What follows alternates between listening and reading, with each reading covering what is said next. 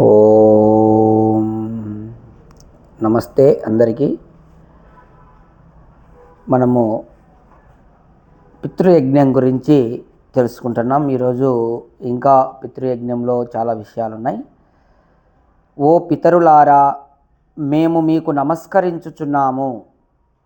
మీ వలన మాకు విద్యా ఆనందము, ఓషధి విద్య, జల విద్య ప్రాప్తించుగాక.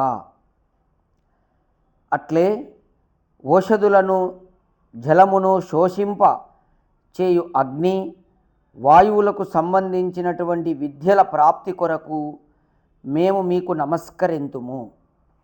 పితరులారా, మీ సత్యశిక్షణ మూలమున మేము ప్రమాదములకు లోనుగాక జితేంద్రియులమై పూర్ణ ఆయువును అనుభవింతుముగాక.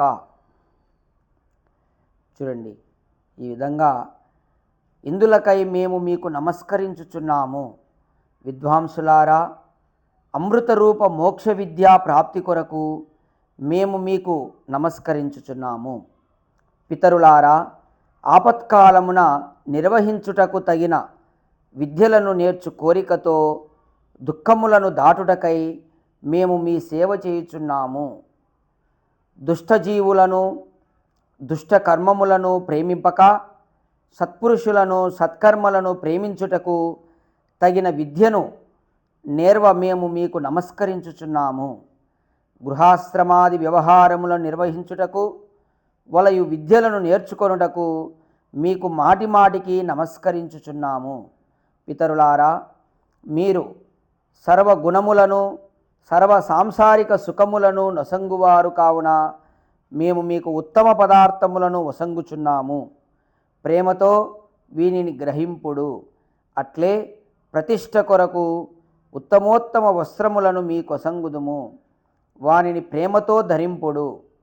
మీరు ప్రసన్నులై సర్వసుఖార్థము ప్రపంచమున సత్య విద్యలను ప్రచారమునర్చుడు. చూడండి, ఈ విధంగా పితరులను మనం ఇవన్నీ కూడా పితరుల ద్వారా మనం పొందవలసినటువంటి జ్ఞానం. ఇది పితృయజ్ఞంలో ఈ విధంగా పితరుల నుండి మనం ఇన్ని కోరి వారికి సేవ చేసి ఈ విషయాలన్నీ మనం తెలుసుకోవాలి. అలాగే ఓ విద్యాప్రదులగు పితరులారా, విద్యాభ్యాసం కొరకు పుష్పమాలను ధరించి ఉన్న ఈ బ్రహ్మచారిని తల్లి గర్భమును కాపాడునట్లు రక్షించి ఉత్తమ విద్యను నొసంగుడు. ఇతడు విద్వాంసుడై శోభాయుక్తుడును అగుగాక.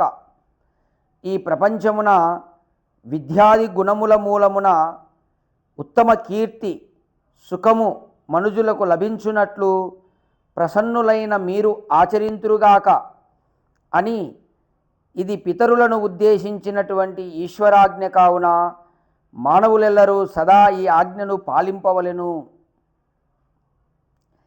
చూడండి, ఈ విధంగా పితరులంటే విద్వాంసులు కాబట్టి అటువంటి విద్వాంసుల దగ్గర ఈ విధంగా ఈ బ్రహ్మచారిని తల్లి గర్భమున కాపాడునట్లు రక్షించి ఉత్తమ విద్యను నొసంగుడు. అలాగే ఇతడు విద్వాంసుడై శోభాయుక్తుడునగుగాక. ఈ ప్రపంచములో విద్యాది గుణముల మూలమున ఉత్తమ కీర్తి, సుఖము మనుజులకు లభించునట్లు ప్రసన్నులైనటువంటి మీరు ఆచరింతురుగాక అని పితరులను ఉద్దేశించినటువంటి ఈశ్వరాజ్ఞ ఇది. కావున మానవులు ఎల్లరూ సదా ఈ ఆజ్ఞను పాలింపవలెను. అంటే భగవంతుడు ఈ విధంగా వేదంలో ఆజ్ఞాపిస్తున్నాడు. ఎవరెవరు ఏమేం పనులు చేయాలి అనే విషయంగా ఆజ్ఞాపన చేస్తున్నాడు. కావున అందరూ కూడా ఇది గుర్తించాలి.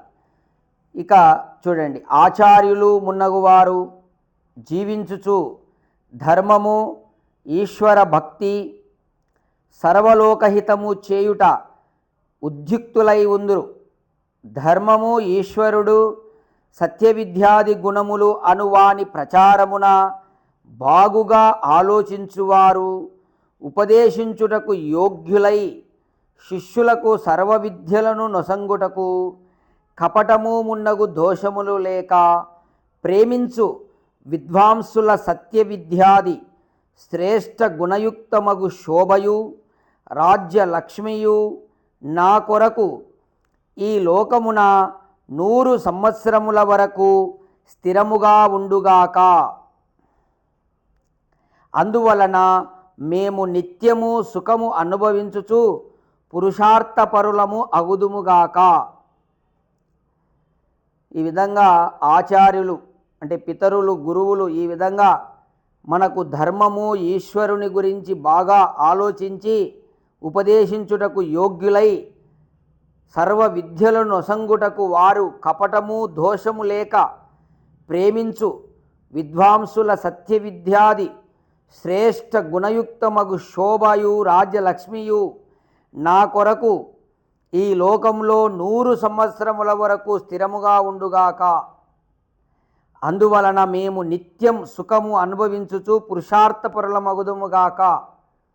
అంటే భగవంతుడు ఇలా వేదమంత్రములలో అక్కడ గురువులు, ఆచార్యులు మనకు ఏమి ఉపదేశం చేయాలి, అలాగే వాటిని మనము ఎలా గ్రహించి మనము ఏం సాధించాలి, ఎలా సుఖంగా ఉండాలనే విషయంగా ఇక్కడ తెలియజేస్తున్నాడు పరమాత్ముడు. అలాగే చూడండి, కనిష్ట గుణములు కలవారు, మధ్యములు, ఉత్తమ గుణములు కలవారు, చంద్రుని వలె ప్రజలకు ఆనందము నొసంగువారు, అలాగే శత్రురహితులై సర్వప్రియులై పక్షపాతమును వీడి సత్యమార్గమును అనుసరించువారు, బ్రహ్మవిధులు, వేదవిధులు, యథార్థ ధర్మమును సత్య విద్యను ఎరుంగువారును అగు పితరులు. చూడండి, పితరులంటే ఇలాంటి ఇన్ని లక్షణాలు ఉన్నాయి పితరులకు.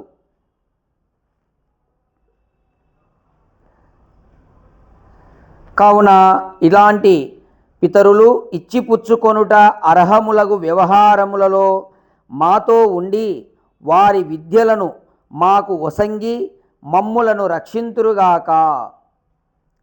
ఇలా పరమేశ్వరుడు వేదములో అనేక మంత్రాల్లో ఈ విధంగా పితరుల గురించి తెలియజేస్తున్నాడు. ఈ విధంగా పితరులు అనేటటువంటి వారు మమ్మల్ని రక్షించురుగాక.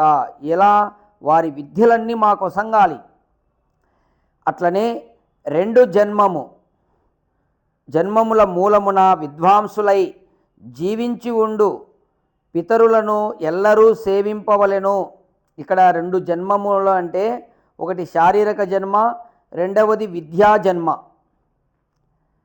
ఈ 2 జన్మముల మూలమున విద్వాంసులు అయి జీవించి ఉండు పితరులకు ఎల్లరూ సేవింపవలెను. ఇక్కడ విద్యా జన్మ అంటే ఈ ఉపనయనం ధరించిన తర్వాత ద్విజుడయి 2వ జన్మలోకి వస్తాడు. అది 2వ జన్మగా శాస్త్రం చెప్తుంది. అట్లా 2 జన్మలను ధరించి దాని యొక్క మూలమున విద్యా మూలమున విద్వాంసులై జీవించి ఉండు పితరులకు ఎల్లరూ సేవింపవలెను. అంటే బ్రతికి ఉన్నటువంటి పితరులకే మనం సేవ చేయాలి, మృత పితరులను సేవింపరాదు. కారణమేమనగా మృతులు దేశాంతర లోకాంతర వాసులగుటచే సేవను గ్రహింపజాలరు, వారికి సేవ చేయుటకును వీలుండదు. కాబట్టి మనము పితృయజ్ఞం అంటే అనేక మంత్రాల్లో ఇక్కడ స్పష్టంగా మనకు చెప్పబడతా ఉంది. బ్రతికి ఉన్నటువంటి వారికే మనం సేవ చేయాలి, చనిపోయినటువంటి వారికి ఏ విధంగా కూడా అది వారికి చెందదు అనే విషయంగా స్పష్టంగా మనకు అనేక మంత్రాల్లో ఇక్కడ ప్రమాణాన్ని మనకు మహర్షి దయానంద సరస్వతి ఋగ్వేదాది భాష్య భూమికలో స్పష్టంగా తెలియజేస్తున్నాడు. ఇంకా చూడండి, ఈ యొక్క బ్రహ్మాండమున అంగభూతములకు పృథివ్యాదులకు రసభూత ప్రాణనామక పరమేశ్వరుని ఎరుగువారును నవీన విద్యలను ఉత్తమోత్తమ కర్మలను గ్రహించువారు గ్రహింపచేయువారును అథర్వవేదమునందును ధనుర్వేదమునందును చతురులను దుష్టులగు శత్రువులను దోషములను నివారించుటలో ప్రవీణులు పరిపక్వ జ్ఞానులు తేజస్వులు పరమేశ్వరుని ఉపాసన వలనను తమ విశేషణ గుణముల వలనను శాంత స్వరూపులు అగు పితరులు విద్వాంసులు కలరో యజ్ఞములు చేసి చెయ్యింపగలవారి కళ్యాణకరమగు విద్యచే శుభకరము భద్రతాయుక్తమునగు మనస్సునందు మేము కూడా స్థిరముగా ఉందుముగాక. వ్యావహారికములు పారమార్థికములు అగు సుఖములను పొందుదుముగాక. చూడండి, ఇట్లా పితరులంటే ఇన్ని విద్యలలో ప్రావీణులైనటువంటి వారు, తేజస్సులు, పరిపక్వ జ్ఞానులు, ఇలాంటి వారందరినీ కూడా మేము సేవించి వారి ద్వారా విద్యను పొంది దాని ద్వారా మేము సుఖములను పొందుదుముగాక అని ఇక్కడ అనేక మంత్రాల్లో చెప్పడం జరిగింది. ఇంకొక మంత్రంలో చూడండి, ఏ విద్వాంసులు ఈ పరమేశ్వరుని రాజ్యమునందు సభాసదులు న్యాయాధీశులై న్యాయమును చెప్పువారును ప్రపంచమునకు హితము చేయుటలో సమానమైనటువంటి బుద్ధి కలిగిన వారును అగుదురో, ఎవరి దేశము సత్య న్యాయమును పొంది సుఖించునదియు అగునో అట్టి వారికి మేము నమస్కరింతుము. వారు పక్షపాతము చేయక సత్య వ్యవస్థలో ఉండి తాము దృష్టాంత రూపమున మెలుగుచూ ఇతరులను కూడా తమ మార్గములో నడిపింతురు. అలాగే సత్య ధర్మయుక్త ప్రజాపాలనా రూపమగు ఈ అశ్వమేధ యజ్ఞము పరమేశ్వరుని కృప వలన విద్వాంసులలో సత్య వ్యవస్థను వృద్ధి చేయుటకు సతతము సమర్థమగుగాక. అలాగే సత్య న్యాయాధీశులు మాలో ఎల్లప్పుడూ ఉందురుగాక. ఇంకా ఈ మంత్రంలో కూడా పితరుల గురించి తెలియజేయడం జరిగింది. వారి వల్ల మనము రాజసూయ యాగము మొదలైనటువంటివన్నీ కూడా చెయ్యాలి. అశ్వమేధ యాగము మొదలైనటువన్నీ కూడా ఆ పితరుల వల్ల మనం ఇవన్నీ కూడా చేసి సత్య న్యాయాధీశులు మాలో ఎల్లప్పుడూ ఉందురుగాక. అలాగే ఈ అశ్వమేధ యజ్ఞ పరమేశ్వరుని కృప వల్ల విద్వాంసులలో సత్య వ్యవస్థను వృద్ధి చేయుటకు సతతము సమర్థమగుగాక. అంటే ఈ విధంగా ఇటువంటి గొప్ప గొప్ప రాజ్యం, ఇదంతా పరమేశ్వరుని రాజ్యమే, ఈ సృష్టి అంతా కూడా. మరి ఈ రాజ్యములో అంతా కూడా సత్య వ్యవస్థనే ఎల్లప్పుడూ వృద్ధి అవ్వాలి అని చెప్పి పరమేశ్వరుడు చెప్తున్నాడు. అది ఎవరి ద్వారా జరుగుతుంది? పితరుల ద్వారా జరుగుతుంది. విద్వాంసుల ద్వారానే జరిగేది, ఇతరుల ద్వారా జరగదు. అలాగే ఇంకో మంత్రంలో చూడండి, ఏ మా పూర్వ పితరులు తండ్రి తాత ఆచార్యులు మున్నగు శాంత ఆత్ములు మరియు సోమపానము చేయుటకు చేయించుటకును సర్వ విద్యలందును రమించుచుండిరో, ఎవరు పరమేశ్వరుని ధర్మమును కామించుచుండిరో అట్టి మహాత్ములతో సత్సంగము చేయుట వలన సత్య విద్యలను ప్రసాదించువాడును యముడు. అంటే ఇక్కడ న్యాయకారి అని అర్థం. యముడు అంటే పరమేశ్వరునికి యముడని పేరు, ఆయన న్యాయకారి. అంతర్యామియగు పరమేశ్వరుడు నిస్సందేహముగా తెలియబడును.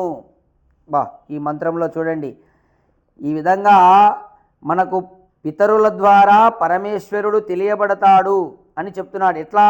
వారు బోధించేటటువంటి ఆ పరమేశ్వరునికి ధర్మమునకు సంబంధించిన జ్ఞానం వల్ల. అట్టి మహాత్ములతో మనము సత్సంగము చేయుట వలన సత్య విద్యలను ప్రసాదించువాడును న్యాయకారి అంతర్యామియగు పరమేశ్వరుడు నిస్సందేహంగా తెలియబడును. అంటే విద్వాంసుల ద్వారానే మనకు భగవంతుడు తెలియబడతాడు. పితరులంటే వారే. ఇలా జ్ఞానుల ద్వారానే మనకు భగవంతుడు తెలియబడేది. ఇందులో ఇంత అనుమానం కూడా లేదు. నిస్సందేహంగా భగవంతుడు తెలియబడతాడు అని ఇక్కడ మనకు ఈ మంత్రంలో చెప్తున్నాడు. కావున ఆ ప్రభువు ఎల్లరికీ విజ్ఞానాది పదార్థములను ఇచ్చువాడు. కావున ఓ మానవులారా, ఇట్టి ధర్మాత్ములైనటువంటి పురుషుల యొక్క సాంగత్యం వలన మీరు కూడా ఆ పరమాత్ముని ఆనందం వలననే ఆప్తకాములై తృప్తులగుదురుగాక. మనము ఎల్లప్పుడూ ఇలా పితరులైనటువంటి విద్వాంసుల యొక్క సాంగత్యము చేయడం వల్ల ఆ పరమాత్మను మనము తెలుసుకుంటాము, ఆ యొక్క పరమాత్మ ఆనందాన్ని పొందుతాము. అలా పొంది ఆప్త కాములై తృప్తులగుదురుగాక అని పరమేశ్వరుడు తెలియజేస్తున్నాడు మనకందరికీ కూడా. అలాగే ఇంకొక మంత్రంలో చూడండి, సర్వోత్తమమగు బ్రహ్మమునందును సత్య విద్యయందును స్థితులగు వారు మాకు కళ్యాణ రూపకముగు రక్షణ ఇచ్చుటకు తత్పరులగుదురుగాక. ఇప్పుడు మనం చదవబోయేటటువంటి వాళ్ళందరూ కూడా పితరులని చెప్పబడతారు. ఇందాక మనం చెప్పుకున్నటువంటి వారు అన్ని లక్షణాలున్న వాళ్ళంతా మనకు పితరులే. మేము వారికి సేవ చేయువారము అగుదుముగాక. వారు మాకు ప్రీతిపూర్వకముగా విద్యలను నేర్పి మమ్ములను ప్రసన్నులను నడుతురుగాక. ఈ విధంగా మనం విద్వాంసులకు సేవ చేస్తే వారు దాంతో ప్రసన్నులై మనకు ప్రీతిపూర్వకంగా విద్యను నేర్పుదురుగాక. ఓ పితరులారా, మీరు మా సమీపమునకును మేము మీ అంతికమునకును వచ్చినప్పుడు మేము ఉత్తమ పదార్థములతో మిమ్మలను సేవింపవలనని అభిలషించుచున్నాం. ఒకవేళ మేము మీ దగ్గరికి వచ్చినప్పుడు కానీ మీరు మా దగ్గరికి ఎప్పుడైనా వచ్చినప్పుడు కానీ మేము మీకు ఉత్తమ పదార్థాలతో సేవ చేయాలని అనుకుంటున్నాం, కోరుకుంటున్నాం, అభిలషిస్తున్నాం. మీరును మా కొసంగు పదార్థములను ప్రేమతో గ్రహింపండి. మేమిచ్చే పదార్థాలు మీరు ప్రేమతో గ్రహించండి. అన్నాది పదార్థములను అర్పించి మీకు సేవ చేయుదుము. మీరును మాకు శుభములు వనగూర్చు గుణములను ఉపదేశించండి.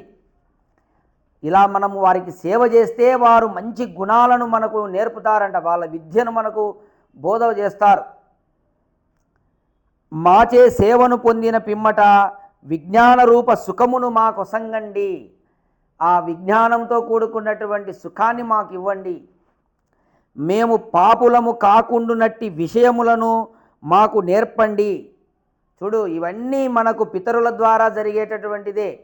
పితృయజ్ఞంలో ఇంత గొప్ప ఉంది. పితృయజ్ఞం అంటే ఇలా విద్వాంసులకు, గురువులకు, జ్ఞానులకు సేవ చేయడం వల్ల మనము ఆ యొక్క పాపము నుండి కూడా దూరంగా ఉంటాము. మనకు అలాగే భగవంతుని కూడా మనం ఆనందాన్ని పొందుతాము. విజ్ఞాన రూప సుఖాలను, ఎన్నో సుఖాలను మనం పొందుతాం. పితృయజ్ఞం వల్ల ఇంత లాభాలు ఉన్నాయండి. ఇంకా కొన్ని విషయాలను రేపటి సత్సంగంలో పితృయజ్ఞంలో తెలుసుకుందాం.